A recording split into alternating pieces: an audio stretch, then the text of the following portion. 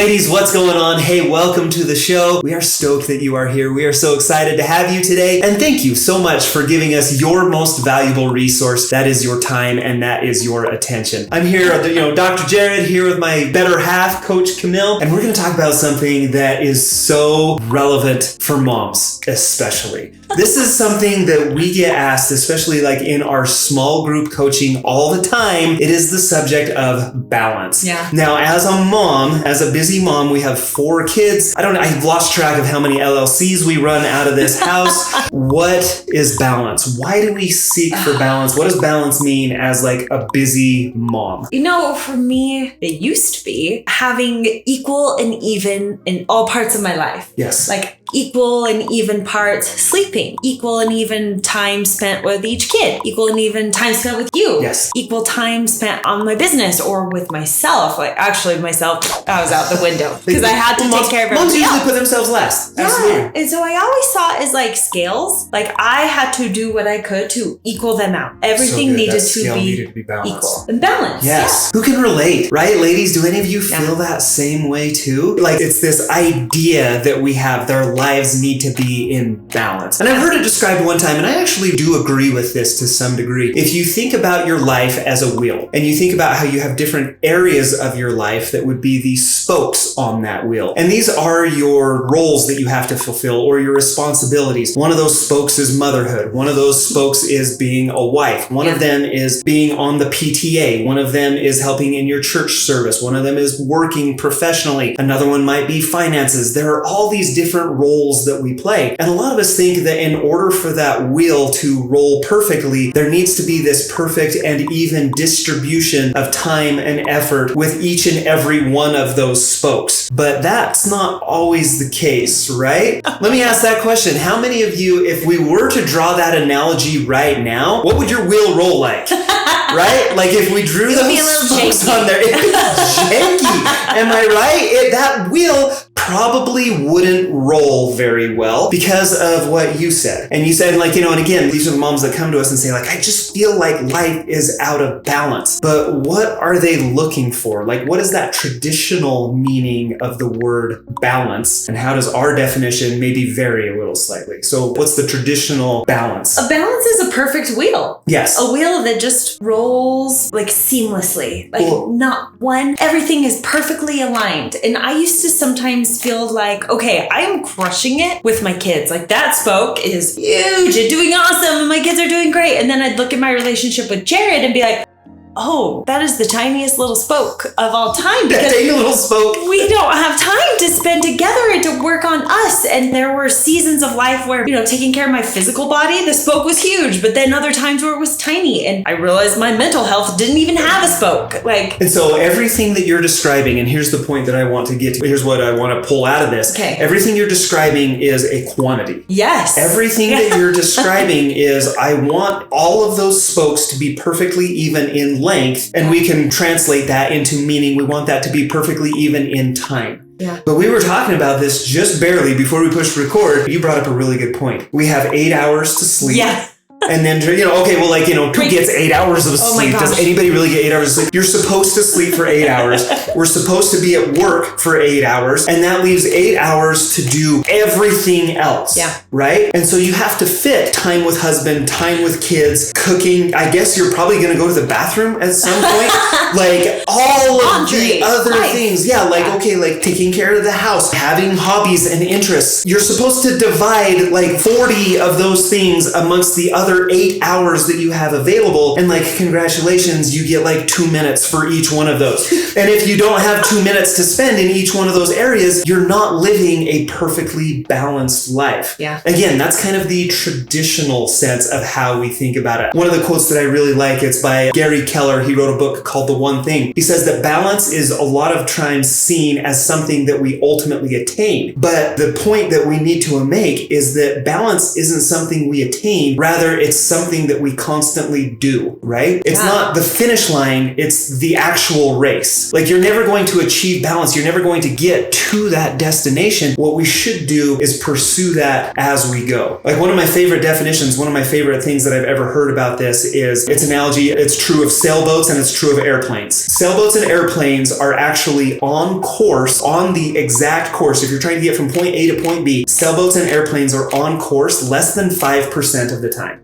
It's actually, they're a little bit off course, so they make a little bit of a course correction to come back. And maybe they go a little too far. And then it's ultimately, they're going to end up, because of those steady and consistent course corrections, they're going to end up at that final definition. And so if we're never going to have enough quantity of time, what do we need to start to look for instead? Right. What do we need to start to pursue? That's how I feel, because we all want that balance. We all want to feel like our spokes are the perfect lengths. And so how do we achieve that? What's the solution if it's not quantity? So, and again, another quote that I'm going to throw out from this book. The one thing, like a selfless like endorsement here. It's like one of my favorite books, right? Gary Keller, again, the one thing he says, the reason why we shouldn't pursue balance is that the magic never happens in the middle. The magic happens at the extremes. And I love that idea. Okay, so let's break it down. Let's dive into it a little bit. And so you mentioned earlier a scale, right? And how the pursuit is to have the two ends of that scale to balance out, right? We could also draw the analogy of a teeter-totter. Okay. So like, let's say you have two people sitting on a teeter-totter and it's perfectly balanced. Okay. What is happening on that teeter-totter? Nothing fun. There's no motion. How excited are the people to be on that teeter-totter? Not at all. What kind of motion and action and activity is taking place? None. Because a lot of time, you know, your focus and your time and your attention is so divided amongst all of these areas. There's an old Chinese proverb from Confucius. He who chases two rabbits catches none. And if you're so concerned about trying to balance all of these areas, nothing of significance actually happens. Right?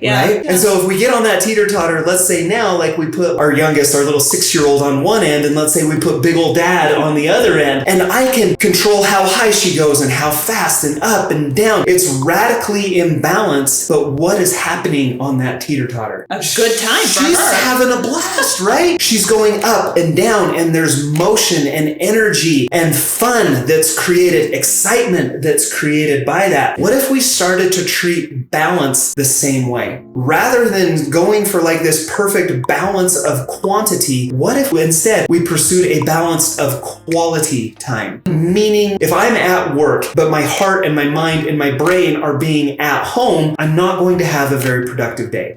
But then when I get home at the end of the day, all of a sudden I start to think about everything that I should have done at work. Where is my heart? Where is my brain? Where is all that? All of a sudden it becomes at work. And I'm using, those are examples that are easy for me. Perhaps you can say those like with your kids or with your husband. Maybe you're on a date night, but you're thinking about your kids. Or maybe you're in the gym, and you should be, working out, like, focusing on that, but you're focused on, what's going on at work. Or, there's a lot of different examples. There's a lot of different areas that you can pull out of this. I thought of one with me. I want to be with my kids. I want to spend time with my kids. But sometimes I'm scrolling on my phone and my brain and my heart are wondering. Moms don't do that. What's going on social media? Moms don't scroll on their phones, and it's like my kids get just a sliver of me. And so then how do you feel about that? Not at the great. End of the day? Not great. Okay, this is perfect. Okay, kids are playing on the floor. They're being good. They're entertaining themselves for just a second. It's an excuse for you to pull out your phone. And to like, okay, hey, I got some mom time now, right? Me too. You pull out your phone, but then at the end of the day, how do you feel about the time that you spent with your kids? Not great, because I wasn't really there with my kids. Maybe physically I was, but my brain and my heart were somewhere else. And so point being, if we stop pursuing this quantity of time and start to pursue quality time instead, which has the greater impact? So let me ask you, I'll ask it to you this way. You have an hour of time with your kids that you spent on your phone, or you have 15 minutes with your kids spent all in, present, playing with them, engaging, talking, interacting? Which is more important to you? Which has the greater impact for you as a mom? Those 15 minutes uninterrupted. But also, that has the biggest impact on kids. Okay, that was going to be my next question. So you beat me to it. Which has the greatest impact on your kids? An hour with mom sitting on the couch on her phone, or 15 minutes with mom talking, conversing, playing? There's not a balance for the quantity of the time that you spend. But if you take what little quantity you might have and go all in on improving the quality, I promise that's where your life will start to change. Oh, that's so good. Yeah. So quality over quantity. Okay, I love that. So here's another idea that I thought of. Our family vacations. Yes. Like, oh, yes. So right before we're getting ready to leave, because you and I are both self-employed entrepreneurs, own our businesses, we have this radical imbalance preparing to leave because we want to get all our work done before we go so that when we are on vacation, we can play and be present and be full in and not have to be on our phones and not have to be on computers. And so it's super unbalanced before we go, but then it's super unbalanced while we're there, right? Right. And so again, it's these periods of, we call it radical imbalance. Like, I'm going to go all in at work for the week leading up to the vacation. And sometimes it's hard because sometimes the kids will be like, hey, Dad, can we do this? Or you'll even say, hey, can we do that? And you try to budget that in a little bit, but ultimately the goal is I'm going to go all in right now at work so that I can get all of work done. That when I'm on vacation, the goal for us is to leave our computers at home. Yeah. The goal for us is like when we're on vacation, like we want our kids to feel like they are the most important people in the world and nothing else matters except for them and the time that they have and the memories that we create. Now, if we didn't spend that time radically imbalanced in work before the vacation, what would we be doing on the vacation? We wouldn't be on. We'd be checking emails. We'd be on our phone. We'd be doing social media. We'd be doing all the things that require our job to continue to go because we weren't all in on our jobs before, and therefore we weren't able to go all in on our family. Again, it's the teeter-totter. If you're seeking this balance, it becomes very frustrating. It becomes very difficult. Yeah. But if we can swing some momentum and create some motion to it, all of a sudden life starts to become very exciting. Yeah, I agree. Okay, so here's what I want to know, because I understand that there has to be those periods of like radical imbalance. But how do you prevent from going to the extreme? How do you keep from going too far? Because you and I both know people who have taken it way too far, and then it's almost like they can't come back because they've neglected too much or let go of too many things. So how do you prevent that? One of the best definitions that I've ever heard, and again, this is speaking of those moments of radical imbalance in your life. Don't go so far to one extreme that you can't find your way back, but don't stay there so long that when you do come back, nothing is there waiting for you. Ooh. Because again, I mean, you hit it right on the head. Like, this is the individual who works, 60, 70, 80 hours a week at work, but does that for 2, 3, 6, 12 months on end. And then when they complete that project or whatever it is that they're working on, it's like, okay, I can breathe. I'm going to come back to my family. They find the family isn't there waiting for them because they didn't ever totter. If all you did was teeter and you never totter, there might not be anything waiting there for you when you get back. And so periods of radical imbalance. I don't want your life to get radically imbalanced, but I do want to give you permission. You don't need permission from me, but I'm going to give it to you anyway. To go all in on work for a period of time, or to go all in with your husband, get away with your husband for, an overnight vacation and don't feel bad about that. Go all in with your kids. Maybe, put the phone down for just a minute and jump all in with them and realize like that will ultimately lead to more fulfillment than you'll ever experience otherwise. I think I had to learn this when it came to taking care of me. Oh, so good. Don't leave self-care off of this. Yeah, thank you so much. That's such a good point. I had to be okay with not being all in on taking care of my kids and my family all the time. All things to all people all the time. Yes, that's what moms do. And it's in our genetic makeup, I swear. Absolutely. And so I had to be okay with taking this little bit of time, having a little bit of radical imbalance in my life, 20, 30 minutes a day where I spent taking care of me. And that meant 20 or 30 minutes less time to clean, or 20 or 30 minutes less time to spend with my kids, or whatever that was. And I want moms to understand that radical imbalance doesn't mean you go one way and you stay there and then maybe you flip the other way. Like, it's not an either or, but it's an and. And that teeter and totter can happen throughout the day. It does happen throughout the hour. Times. Yeah. Yeah. And it's that what? You're never going to be perfectly balanced. That teeter-totter is never going to stand still, but just keep going. Keep the motion going, the back and forth. That's so good. One of my favorite quotes was Einstein, and he said, life is like riding a bicycle, and the only way to keep your balance is to stay in motion, or to continually move. To be continually moving forward is how you remain in balance. And so yes, like to Camille's point, even just like that 30 minutes a day that you took for yourself. I remember when you started to do that, because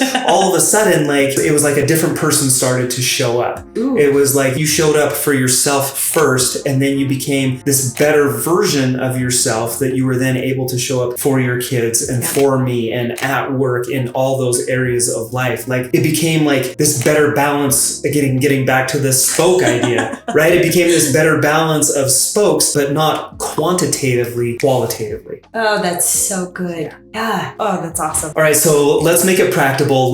Practical? I just said practical. That's not a word. Let's make it practical. Let's make it applicable. How do you apply this for moms? Like, what are maybe some solid techniques or some things that you've used to find more balance day to day? Well, it's not going to happen overnight. I will tell you Yeah. that. This is something that is going to have to be in baby steps, and it's going to take consistency and figuring out what works for you. Oh, that's so good. I'm going to jump in, putting in reps, right? Ooh, yeah. Like, Explain that a little bit more. Like when you think about like weight training or strength training, let's say you're doing an exercise that you can do 5 pounds. The more reps you put in, the more repetitions you do, the more you practice that, the stronger that muscle becomes, that eventually you can handle 10 pounds and 15 pounds and so on and so forth. And so like, what you're describing here is like, give yourself some grace, realize that this doesn't happen immediately overnight, but if you can just start small, but do that consistently, it eventually becomes easier. I totally just jumped right in. Sorry. I get excited when I talk about weight training. That is perfect. Because that's something Jared and I say all the time. Like, just putting in the reps. Like, even for this podcast and YouTube channels, we get started, like, figuring it out. We don't know what we're doing, but we're putting in reps that's eventually going to lead us to become a little bit better and figure this thing out. So put in some reps and try some different things. Recognize it's going to take some time to figure out what this looks like for you. For me, it came down to managing time. Oh, no, actually, you can't manage time. So it's not a time management thing. It's a self-management thing. That's so good. Managing yourself and how you use your day. And so for me, I had to get really honest with myself about how I was using my time. How many Netflix shows was I really watching every day? Instead of, is there something else that I could be working on or accomplishing or doing? Not that Netflix is bad. There's a time and a place. Not. But could I watch a Netflix show while I walked on the treadmill to knock out that thing that I wanted to do for myself, to get an exercise? I had to manage myself in the way that I used my time a little bit smarter. One of the things that I love, and we talk about this all the time, like, there are no good behaviors and bad behaviors. No. There are simply behaviors that lead to an outcome.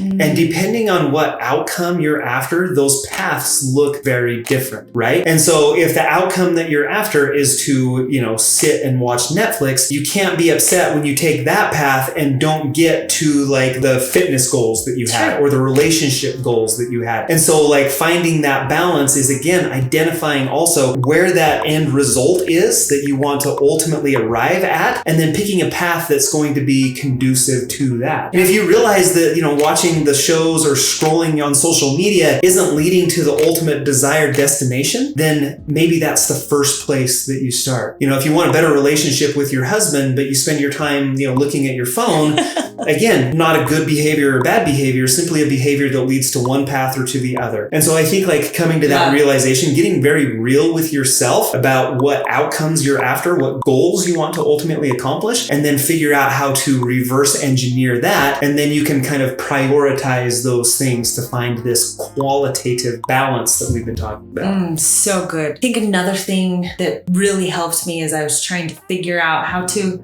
have more balance in my life was kind of setting boundaries around me and my time. This is so good. Yeah. And it was saying no to a lot of things and then saying yes to other things. Which, like, can we dive into that for just 1 second? Yes. Because you are the ultimate yes girl. Camille loves to please please people. I am a people pleaser. And like, if you ask Camille to do anything, she will do it for you like immediately, oftentimes like at the sake of her own health or her own goals. Or I mean, like there's a lot of, there's a lot of things that go into that. So that's been something that you really had to work on. Really? Like, again, you ladies, everyone who's listening to this, you don't need our permission, but we're giving you permission to say no. Yeah. You don't have to be everything to everyone all the time. Like, help out where you can, but there is importance, there is value in saying no.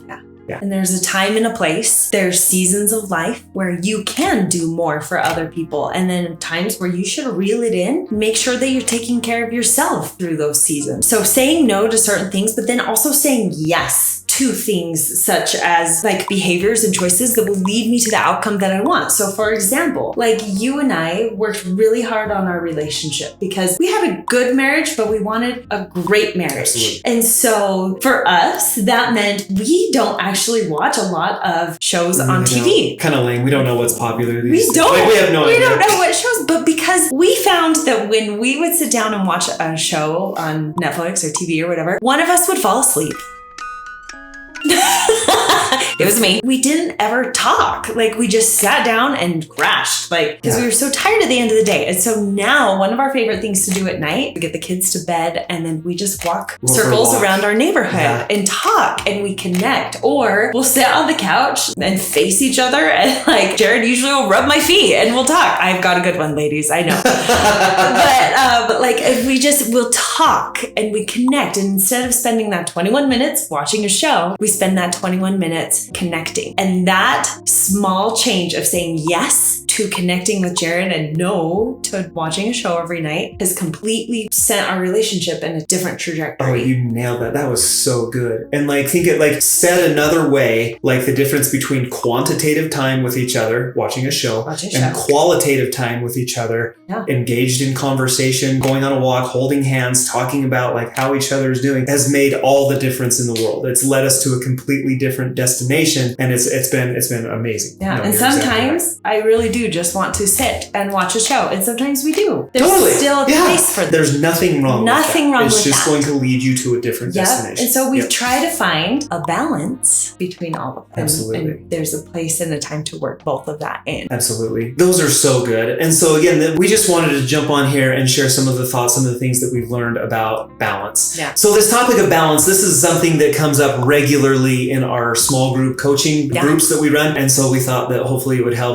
someone out there out as well. And so those small group coaching groups that we do, it's momentum coaching, and it's wonderful. It's like one of our favorite things that we do. And these are the types of conversations that we have. It's fascinating. In the Mommy Tummy Fix program, that's the program that we created to help women to rehab their stomach, strengthen their core, and lose weight, baby weight, again, quotation fingers, after pregnancy. And what's fascinating is, a lot of women will buy that program with those goals in mind. But what's interesting is when we break into these small group coaching experiences, these are the types of conversations that we end up having. Because the ladies will say like, I'm doing the workouts or I'm trying to eat better, but I can't figure out how to do it because it's taking time and it's pulling me out of balance. And these are the types of conversations that we have. And what's fascinating, the tagline that we like to use is, if you fix the space between your ears, then everything else kind of below your head tends to follow suit. And so a lot of people just kind of get that backwards. They start with trying to do the physical, but if you do the mental in addition to that, results are significantly better. So again, that's Momentum Challenge group coaching, or it's Momentum group coaching that we run. If you want to learn more about that, you can head over to mtfchallenge.com. We only open that up periodically. We only open that up 4 times a year, every quarter. If you head over there and if it is closed, we would encourage you to join our waitlist. There's a waitlist that you can jump on. You will be the first ones notified when the next group coaching experience is open for you. So if you're interested in that, head over to mtfchallenge.com to learn more about it. Is there anything else you want to finish with? No, I just hope that this idea of balance, that maybe you're looking at it a little bit differently now. That it's not something that just seems so unattainable, but that it's something that you can start to work towards today. So that quality balance in your life. Absolutely. Yeah. When you think about it qualitatively, you can absolutely do it. So ladies, thanks so much for joining us. Yeah, thank you. Make it happen. We'll see you again soon. See ya.